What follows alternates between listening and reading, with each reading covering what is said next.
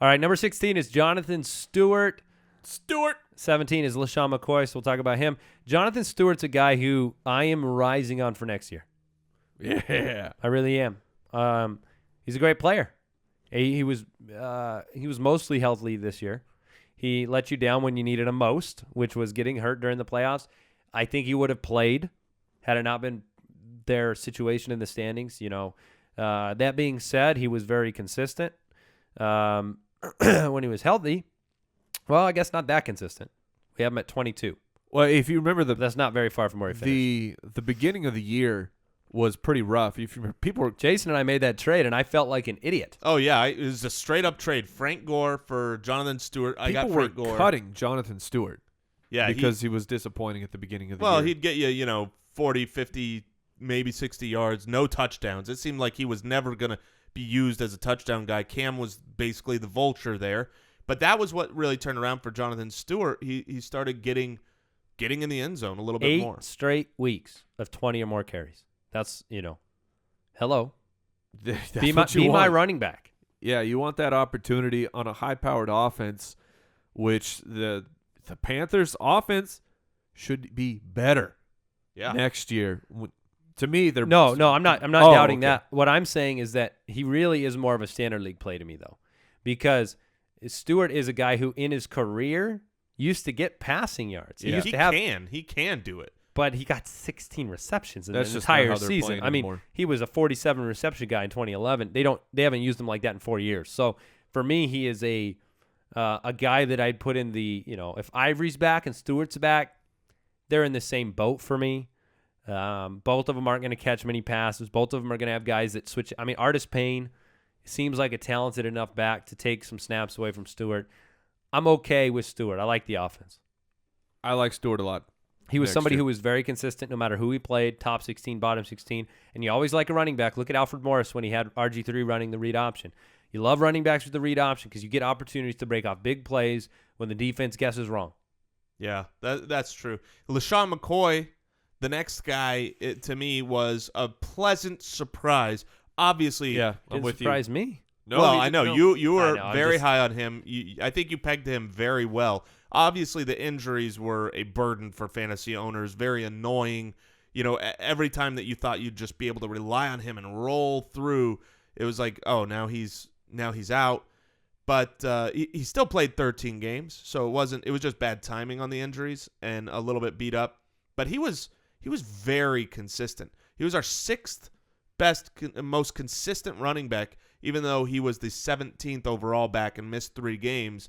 That's what you're looking for when you have to spend a high pick to get a running back. And sometimes you didn't have to spend a super high pick for LeSean McCoy this year. Yeah, he did drop. He wasn't a guy I was super high on this year.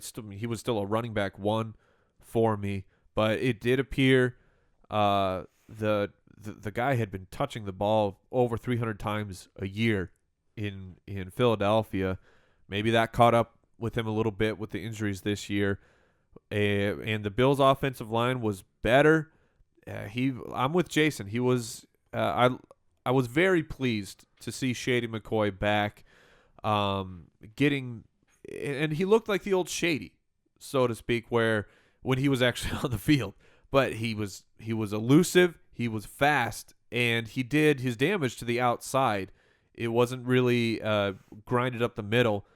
The question for LeSean McCoy is, I know he's the main guy in Buffalo next year, but you have to imagine that Carlos Williams will be involved next year, and more so than he was this year, in my opinion. And now we're getting to the point too where we talk about these running backs, and you get into these names where you're like, oh wow, he finished there. Oh wow, and that tells you why we draft running backs high. You draft running backs high because there really are only a certain amount of guys who, look, the next 3 names on the list are DeMarco Murray, Ronnie Hillman, and Rashad Jennings. Okay? So these aren't guys that you wanted to run out there every week, which is why when you get a guy like a Mark Ingram, wow, the value of that is so high. So talk to me about, DeMarco Murray ended 18. Yeah. Did you want DeMarco Murray on your team this year? No. At the beginning of the year, yes. In a hypothetical world. Yeah. And he started off terrible.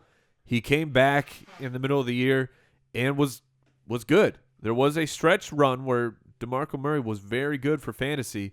It fell apart very quickly with clearly there was a problem between him and Chip Kelly. I don't know if it was play calling. He had a chip on his shoulder. Sure. I don't know what the problem was. Holding him down. But DeMarco Murray came out on top because Chip Kelly is gone. So what do we see for Murray next year? Upside. You see the upside? I do. Because I see workload. He can't do it to the edge. No, he can't. He can do it up the middle, but on the listen, edge, he just doesn't have the speed to do it. DeMarco Murray is a running back who needs to line up like Adrian Peterson lines up, which is like 6 or 7 yards off the line of scrimmage, not taking shotgun handoffs and trying to get the burst. That's what it was to me. If they're going to build the offense around him now, which, hey, Doug Peterson, coming over, if they build the offense around DeMarco Murray and he has something left in the tank, I can't see anything. I think it's a good situation for him. It has to be better. Because you need to get a guy under center and you need to hand him the ball off and block outside of this Chip Kelly offense. I think he just wasn't a fit. And so now we'll find out if he's just done or if they build around him. And there's question marks around him. I'll be thinking long and hard about DeMarco Murray. Yeah, this is a guy that we need some more time in the offseason to see what's happening with the rest of the coaching staff changes there. Even going all the way into preseason, it's going to take a lot for me to be able to trust DeMarco Murray because of how many question marks are there. You still have Ryan Matthews behind him, who had a great year, surprisingly.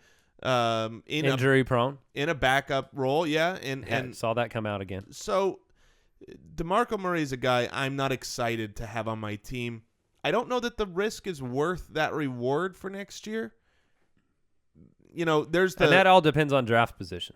Right. Is what you're saying. I mean, because the upside of DeMarco Murray, we've seen it. Yeah. We saw it behind the Dallas offensive line. Did you just softly say yeah when he had a career, like a record-breaking season? Let me go back. Let me just remind you. It wasn't that. It was just it's now. What have you done for me lately? And DeMarco Murray looked like a worse running back. He's 27 years old. He's coming off a season that obviously he broke the bank over, but 1,800 yards on the ground.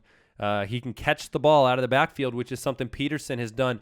Doug Peterson has done very efficiently with Jamal Charles in the formation of the offense. I see a lot of but there's a guy on the team who's better at doing that. When he can stay healthy sometimes. I don't think he's better. Oh, absolutely. I do not think he he's is better. Yes. Ryan Matthews. Why better at what? At catching the ball? I don't think so. I think they're no way. both. No I think way. they're DeMarco Murray is a guy who's 50 plus reception type of guy in his career and done well with it. Yeah, they're both equally good at catching the ball. The best pass catcher there is actually Darren Sproles, who we don't know how he'll be used coming in. But what we've seen with Jamal Charles going down and kind of not knowing whether Charkandrick West and where they've got good options, multiple good options, and they're using both and hurting both fantasy value. I'm not going to be able to go into next year thinking DeMarco Murray's the guy. I think it's going to be a similar thing where maybe he leads the way in splits in carries, but he's not going to be a bell cow type of player. I just don't see that happening next year. Even with the $13 million cap hit? Yeah, even though he walked this guy off of the... All the more reason. I don't think he walked them off. I think Chip Kelly walked himself right out of the job. Well, I certainly know the ownership wanted to use DeMarco more. I can be pretty confident that I will be lower on DeMarco Murray than you will. And it sounds like I'll be much higher. Yeah. Ronnie Hillman's number 19, a guy that I'd love to hear Mike speak. Mike even, before I could get to it, a guy that Mike won't give respect to because somehow he thinks that C.J. Anderson did 4.2 a carry. He played very well. The team thinks highly of him. You saw it on the field yesterday. He got so many more reps before C.J. Anderson did. The playoffs. And he played well. Yesterday's game was, when I was watching that, I was thinking, I need to make a note that Ronnie Hillman is really, he's their guy going forward. Sure, I want an apology. I'll agree with that. I want an apology from you. For what? For Ronnie Hillman. No. Yes. No. Did you watch the game yesterday? C.J. want an Anderson. apology. Who was the better running back yesterday? It's debatable. No, it is not. Who was the better running back yesterday? He will not do it. No, you're not getting an apology. You can cut the music. Because I pathetic. watched That's the game pathetic. yesterday. That's what he says every week. That's what he says every single week about Ronnie Hillman. It's funny because other people watching the games let Ronnie Hillman play. Ronnie Hillman, who averaged 7.8 yards a carry against the Chargers 2 weeks ago. I was like, what are you talking about? C.J. Anderson was he wasn't better. good. He wasn't. Yeah, C.J. was better yesterday. Yes. He had a couple huge runs. C.J. Anderson moves the pile. I get that. I'm just saying Ronnie Hillman is here for a reason. Where's C.J. Anderson's name? Have you found it? Let me see. Let me look. No, we haven't read his name yet. No, we've not. Oh, he's not even in the. Okay, so we're talking about Ronnie Hillman at number 19. Garbage. This is garbage All right. and All right. erroneous. So going into next year, Andy, what do you think as far as the Hillman C.J. Anderson? Is this now an official two-back system with Kubiak kind of for the first time? They're totally fine with that. Yeah. Yeah. So where do you value C.J. Anderson played great second half of the year. I'm not arguing with that. I think he led the league in yards per carry in the last quarter of the season. But they have a role for Ronnie Hillman. Ronnie Hillman's different. You talking about getting to the edge? C.J. Anderson doesn't get to the edge. He doesn't. Ronnie Hillman gets to the edge. They're complementary. When I'm talking Which about means getting you to the should edge, compliment him every once in a while. I will not. I know. I will not. Ronnie Hillman. Tell us he stinks so I can draft him number 1 next year. I will not say he stinks, but I will say that C.J. Anderson is better. All right. Well, fantasy-wise, you are wrong this year, but could be right next year. Ronnie Hillman played 16 games, 207 carries, had 7 touchdowns, 863 on the ground. He had 35 targets, a little lower than what I would have expected from him. You did see a discrepancy between when he played the top teams and the bottom teams. He only averaged 6.8 fantasy points a game against the top half of the rushing D. He's a smaller guy. I do think C.J. Anderson is the much better back, and I wish they would use him, but I just don't think it's going to happen. It looks to me like the Broncos are completely not only fine, but they want to use both backs all game long, splitting them up thoroughly, 50-50. I will say this. C.J. Anderson's efficiency came with Brock Osweiler under center. If they move on from Peyton Manning and they run an offense that's Kubiak style, there's still the chance that they go bell cow with C.J. Anderson. But he's proven to be a little bit easy to get banged up too, had some concussion issues and been off the field at times. There's the possibility he fulfills Mike's dreams. Watch his weight going into camp. I agree. See if he's lost some weight going into camp. That would be a good report. Speaking of worth the wait, Rashad Jennings I can't even believe that he finished at number 20. Rashad Jennings was completely worthless. This whole year, he was a worthless fantasy running back for fantasy owners. You couldn't use him. You couldn't trust him for the vast majority of the year because they had 17 running backs. All right, number 21. Every game. And this is where... You're right. You're 100% right. They used too many running backs. It was a terrible decision. So if he's the 20th running back off the board next year, you are happy or sad? If you have him as the 20th running back off the draft board. I'm happy. Because I actually think Rashad Jennings is a good running back. I've always liked Rashad Jennings. He didn't get usage. And once he got used... He was very productive. So I always like Peter Jennings. Going next year, I don't believe that next year they're going to have the same type of 4-way split. I mean, they very well could. They won't. Andre Williams. Okay, bold. Here it comes. Andre Williams will not be on the team next year. I was hoping you dropped the stinks line on him.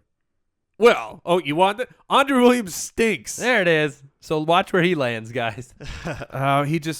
Andre Williams has been very disappointing, and I just don't see a way that they can't keep using him. They can't. So McAdoo's the head coach.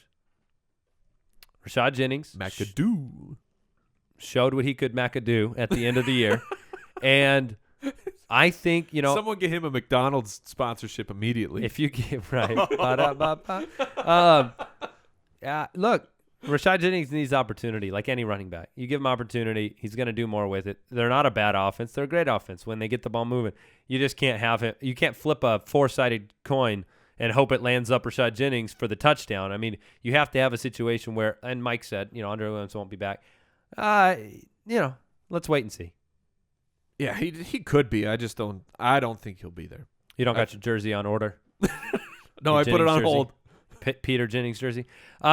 Giovanni Bernard was number 21. We've talked about his counterpart, Jeremy Hill. So what do we say about Gio? Because he's a tough guy to own. Weird, man. It's super. Wouldn't you have thought he'd be better than like Woodhead the way the teams did? Gio Bernard started the season of he was fire. He was a stud. He was a fantasy stud, and then the team just went away from what they were doing with Gio Bernard. Jason, do you have an explanation? Because I certainly do not. I do have an explanation. I think a lot of it had to do with once you were getting towards the playoffs in the cold weather and Andy Dalton going down, you were forced into a more grind it down, use your defense, use your pounding running back, wear the clock out, make them more ugly games. That being said, they kind of, it was what week did Andy Dalton go down? It wasn't until late. It was the Steeler game. It was week 14, so 14, right? week 14. Yeah, so game. Before that, from week 12 and 13, in week 12, they used Gio. He had a very bad game against the Rams. And then in week 13, they essentially went away. And that was before the Andy Dalton injury. And they stood that way the rest of the season. And Gio was pretty much worthless the second half of the season. If you told me that Gio Bernard and Sims finished back-to-back, Charles Sims, I would be shocked. And that's what happened. Because Gio Bernard looked like he was on pace for a great year. I thought he was just the better back there the entire first half watching film, and they chose to go away from him. Coming into this next season, I think we're going to see pretty much a 50-50 split, and I'm fine with Gio being drafted about where he finished this year. If you compare him to Charles Sims, you see some big discrepancies with snap percentages. Charles Sims was only on the field. They finished very close to each other, but Charles Sims, as far as snap counts, was 44% of snaps, and Gio was 55% of snaps. Sims was great, man. I don't know how much people really paid attention to him because he just was not a sexy name at all.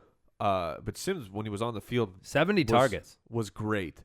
But real quick for Gio Bernard, something we haven't mentioned, they need to find a new offensive coordinator in Hugh Cincinnati. Jackson's gone. Hugh Jackson is now the head coach of the Cleveland Browns, so that's a situation to monitor. I mean, you can't imagine that a guy will come in if the head coaching is still the same and he'll shake things up too much, but certainly an offensive coordinator will want to leave his mark, so it will be interesting to see who the hire is for the projections of Hill and Bernard.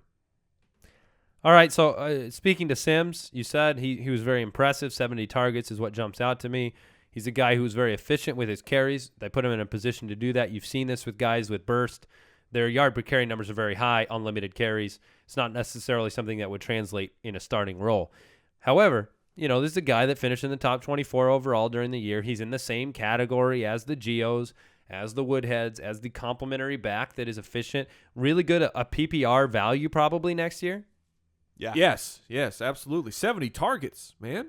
Yeah. That's ridiculous. Well, if you look at the split, so Sims was on the field 42% of the time to Doug Martin's 57%. But when it comes to running the ball, Sims only ran the ball 27% of the time. He was really that pass-catching back. And the thing that stands out to me is the 4 receiving touchdowns. To have 4 receiving touchdowns in that kind of limited role, I don't know, that seems, look at, Gio Bernard, right? Gio Bernard had 0 receiving touchdowns and had about the same, 66 targets.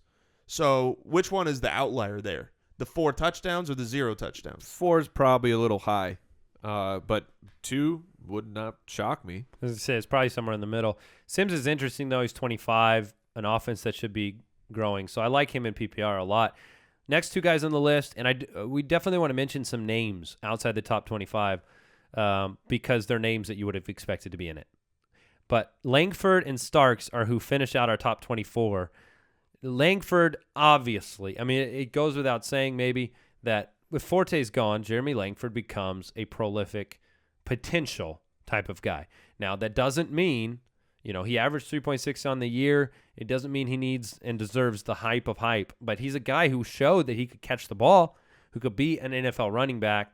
Where would you put Langford in your early rankings if he's the Forte guy? Is gone? If he's the guy. I would take him bottom third.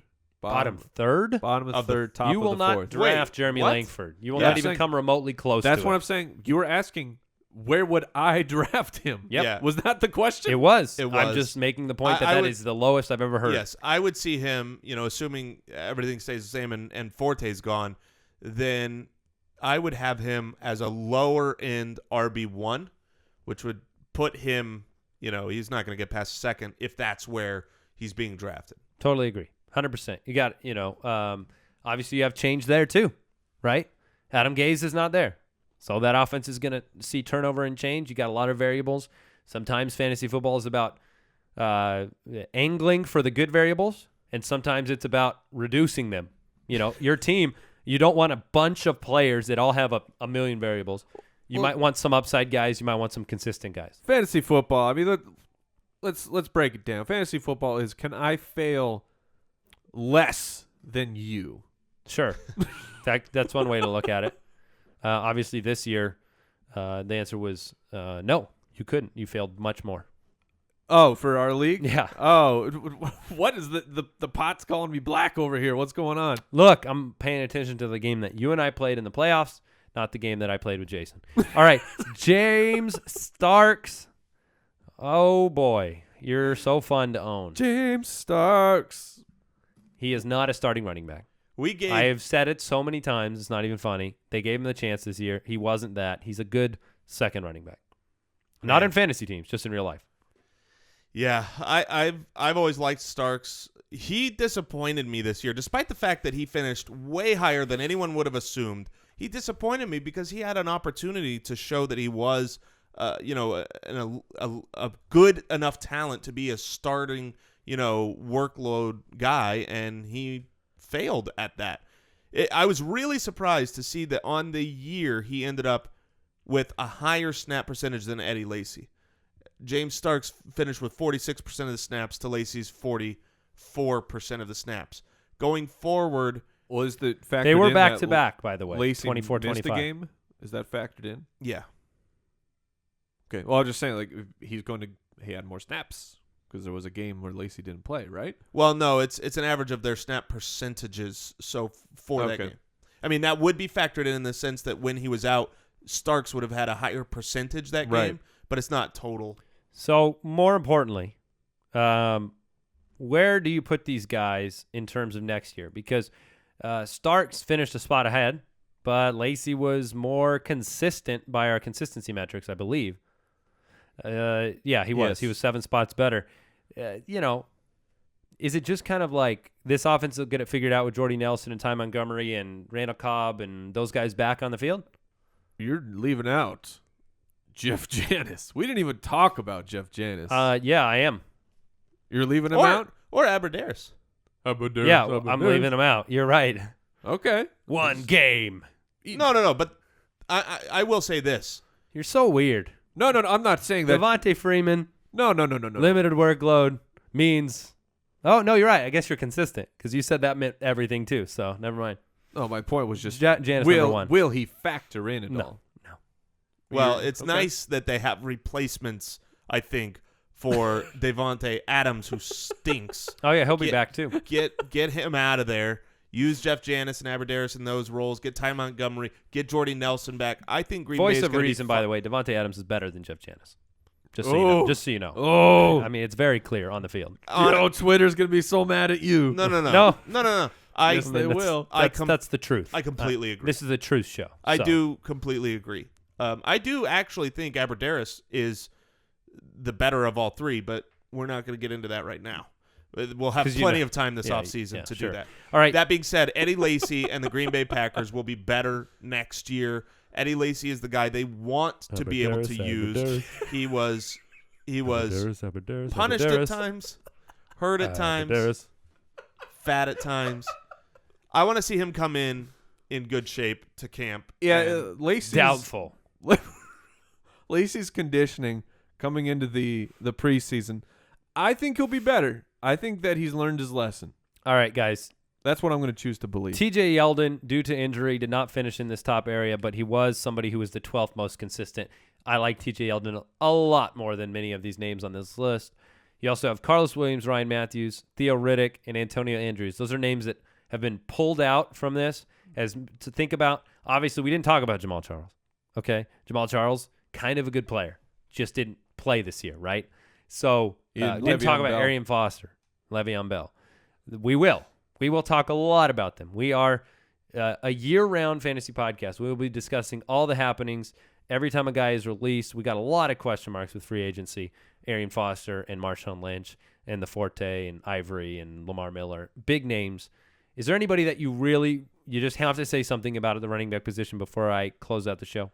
I think that the consistency factor of Antonio Andrews is interesting. He was going with the metrics of how many was he top 25, top 5, and then bottom sub running back 4. He was 29th as far as the consistency ranked in there. That's just more interesting to me for David Cobb because Antonio Andrews is a free agent. We'll see if he gets re-signed there or what they do to address the running back position at all. Because I think the Titans can quickly become a good team. I'm not huge on their coaching decision, going with malarkey. That is a bunch of malarkey. I mean it. I mean, I just can't even believe that they went that route. They had, for the first time for the franchise, they had one of the sweetest landing spots. You got the number 1 pick. You got a franchise quarterback. Go out and get a coach who has a resume that says, I've won Super Bowls. I've done this. Because you could have got one. And now you signed your interim. Say about Tom Coughlin? Sure. No, but I'm saying, asking you who is the Super Bowl winning coach out there. Well, Super Bowl or if not Super Bowl, some gusto. Like Give honestly, me I think fresh. I think is what I want. Something fresh. I still think Chip Kelly's a great coach. I'm sad to see him go into the NFC West, but Chip Kelly, hey, reunite him or Coughlin. I think is a good coach. Take someone out of retirement. I mean, there are coaches that would have wanted to go there, is my point. And they never gave the opportunity. Yeah, but, not the most inspired pick. Right, but the point was just that David Cobb will be an interesting middle-round pick next year if he is, in fact, it looks like he'll be the lead running back. All right, I don't want to muse on this forever, but I just want your opinion. I'll give you a few words to give it. Jamal Charles, do you believe in Jamal Charles next year? Ooh. Yes is my short answer, but I think that they're going to slow his workload down. They've got good options behind him. Would I spend a first-round pick on Jamal Charles? I think so. I definitely would. I think so. That's funny because I said, yes, I believe in him, and I would not spend a first-round pick on him next year. So I guess we will debate that at length. I'm just wanted to see where we're starting there. I'm starting in a place where I fully believe we've seen a track record of him, but who knows? I mean, it's going to be debated throughout the fantasy kingdom. That's where we live. Yeah. That was supposed to be an elephant, but it was not. No, and I terrible. It just sounded like Phil Simms on the broadcast. Hey, check us out. Support the show. JoinTheFoot.com. Thank you for listening. We'll be here each and every week, and we'll catch you on Tuesday. Goodbye. Thank you for listening to another episode of the Fantasy Footballers Podcast. Join our fantasy football community on JoinTheFoot.com and follow us on Twitter @TheFFBallers.